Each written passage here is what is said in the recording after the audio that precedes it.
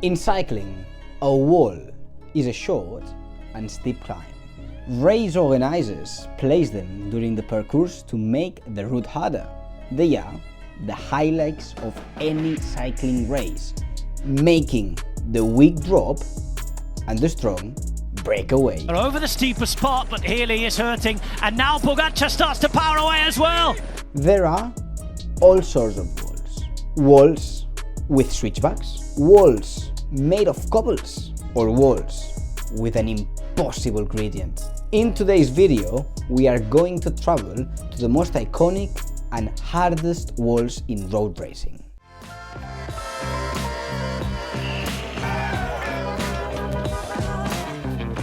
Our story today starts in the north of Spain, in the Basque country. Once upon a time, there was a little town in the top of a hill called Aya. Aya is a town that there's 2,000 people living there, that also there's a nice road to get to this town, but also the locals know that there's a shortcut, there's a narrow and steep road to get to the town faster. This road is called Muro de Aya. In Spanish, it means the wall of Aya. And why is it called wall of Aya? Basically, here you've got the numbers: 1.33 kilometers at 13.6% average gradient, but there's slopes of 28%. This wall is basically a killer. It's been used in different races, such as Itzulia, is the Tour of the Basque Country, and it's been a killer for cyclists because it's short, but the toughest part of the wall is in the last very part. So when you get to the last 300 meters, already exhausted, with your heartbeat at over 200 heartbeats per minute, then you face the 28, some people say that is even 30% slopes, and that made that some professional cyclists, not amateur cyclists, some professional cyclists during the race, they had to jump from the bike and made the last meters carrying the bike because they couldn't turn the pedals due to the crazy slopes. When I heard about Muro de Aya and I saw the footage of professional cyclists not being able to make it, I thought, Mark, you have to go there and test it your own. So that's what I did, and I can tell you that this is a proper wall.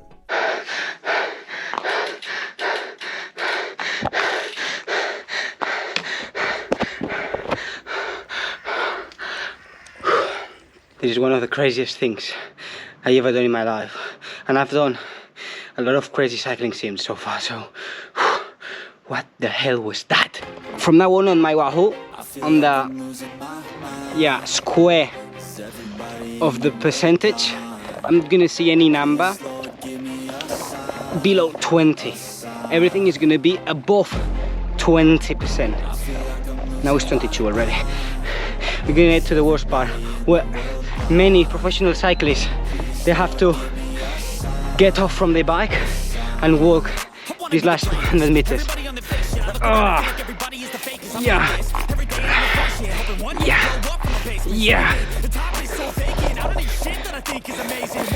And off the mark, it takes the victory here.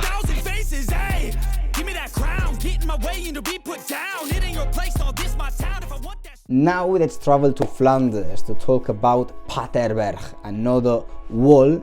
In Flanders they would call it Mur, is the Dutch way to say wall. In Spanish is muro, in English is wall, and the word for Dutch is Mur. So the Mur of the Paterberg is one of the most iconic and hardest walls of cycling racing. Why? Basically because it's climbing the Tour of Flanders. What is the Tour of Flanders? It's a one-day classic race where cyclists during 250 kilometers face continuous walls made of cobbles. The most famous walls of Tour of Flanders are climbs like Oude Quaremont, Kapelmuur, and also Paterberg, the climb we're going to talk about today, and I visited a few months ago. Why these are the most hard moors of the race?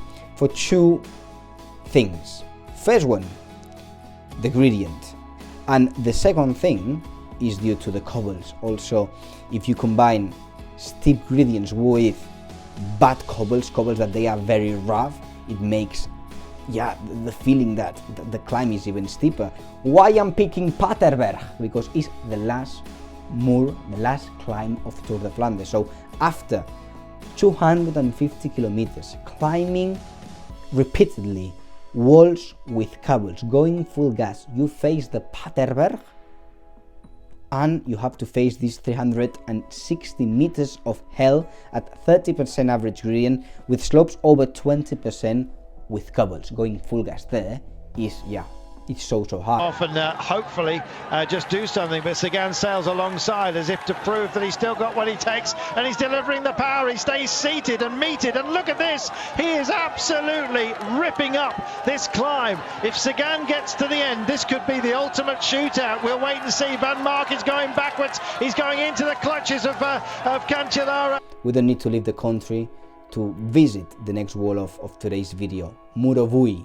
The wall of Aya in the French part of Belgium, though, is one of the most spectacular finales of road racing.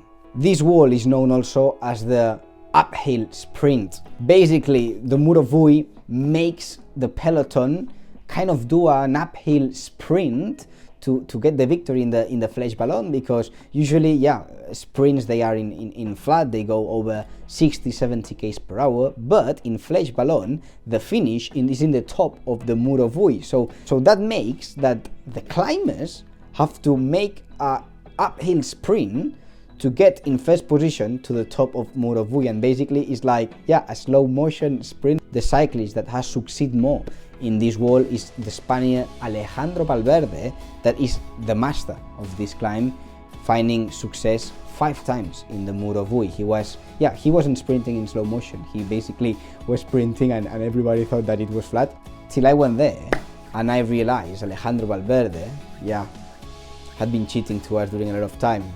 It wasn't flat Muro de Aya, it was very, very steep. The thing is that Valverde was very strong and made it look easy. Hold on. I mean, I know on television you guys don't appreciate as much as I do the gradient, so I'm gonna do one thing to show you that that's bloody steep.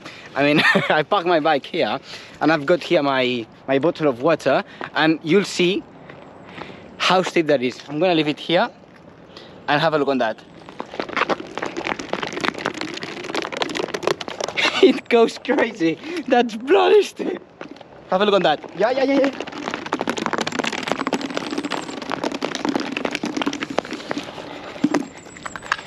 Welcome to the Muro de Aya. And now we have to travel to Italy to discover the last wall of today's video, Muro di Sormano. And this is not a dish of pasta, it's not either a risotto, it's not a kind of pizza. Muro di Sormano is one of the most feared walls among the cycling professional peloton.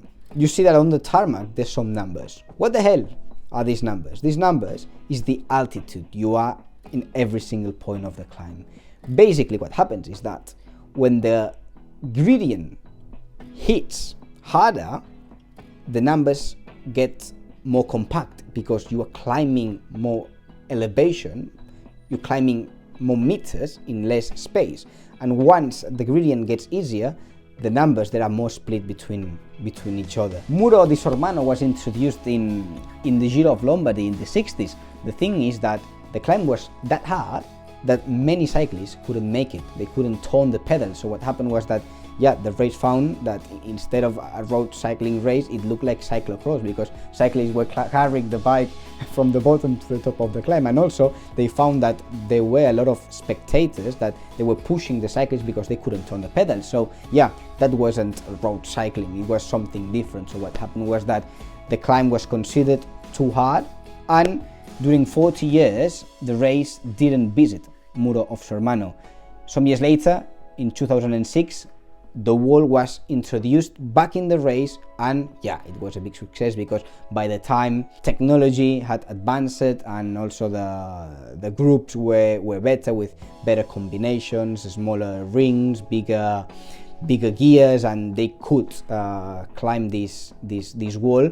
And since 2006, yeah, we've seen in many editions of Giro of Lombardy cyclists attacking each other in Muro di Sormano, in one of the most spectacular and hard climbs of cycling. These are some of the top walls that you can find in road racing. Let me know in the comments if you know some other some other walls that they could also, make this ranking, this list. Hope you enjoyed the video, and see you guys in the next programs. Ciao guys.